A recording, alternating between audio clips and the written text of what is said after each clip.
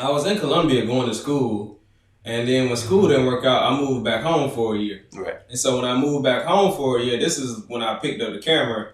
And like I said, I ended up getting a job because now I'm staying at home. So I'm like, man, I got to get up out of here. Like, I ain't lived with my parents since I was like 18. Right. So I moved back home for a year just to get my money right. And I was trying to figure out if I wanted to move to Atlanta or if I wanted to move to Charlotte. So in the meantime, you know, I was just trying to figure out what I wanted to do, and I figured out, like, in the process of me, like I said, when I was in Wake Up Now, I built a lot of relationships, so most of those relationships were in Georgia, in Atlanta, or whatever.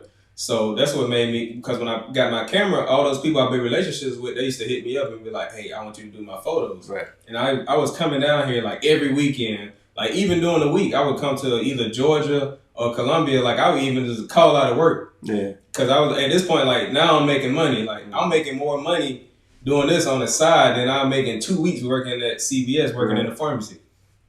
So I was like, man, it's time to leave. And so that's what made me transition, because I was like, you know, Uber and stuff was starting to pop around that time or whatever. So I was like, push come to shove, I could just drive Uber or drive Lyft or something like that. So I just up and left. I remember telling my parents, like, hey, I'm about to move to Georgia. I did the same thing on my job too. It was crazy because I went to go do a shoot. I can't remember where I was at, and I was supposed to be at work. So I drive back to work late, and I walk in, and I told my pharmacist, I was like, y'all want me to come to work? Because I was like, I'm about to quit. Yeah. He was like, you moving to Georgia. He was like, you moving to Atlanta, ain't you? And I was like, yeah, how you know? He was like, you go every weekend. He was like, it was bound to happen. And I was like, well, I won't be able to work a 2 week notice because somebody had booked me in Charlotte for that next week. You couldn't miss that. And I was like, I can't miss out on that money. That was going to be my biggest amount of money I made at the time, which was like maybe like $800 or something like that from one person with one gig or whatever. And it would have took me 2-3 weeks to make that at the pharmacy or whatever. I can't remember what I was making at the time, but the price went up. By the way. Yeah. I was going to say, whatever price I was charging him, I'm definitely not charging that now. But I do remember it was like $800. Yeah.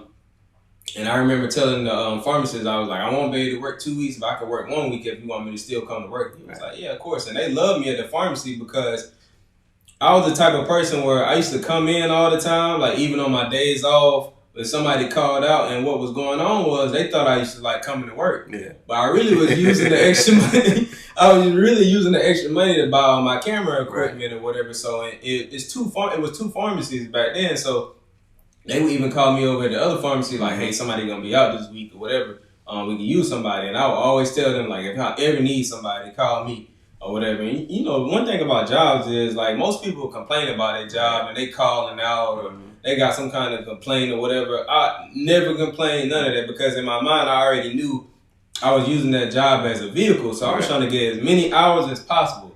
Like overtime, I was just trying to do whatever because I'm using this money to buy my camera equipment and all the stuff I need to leave. So I was using the job as a vehicle to leave. So they used to tell me all the time, like, you always at work.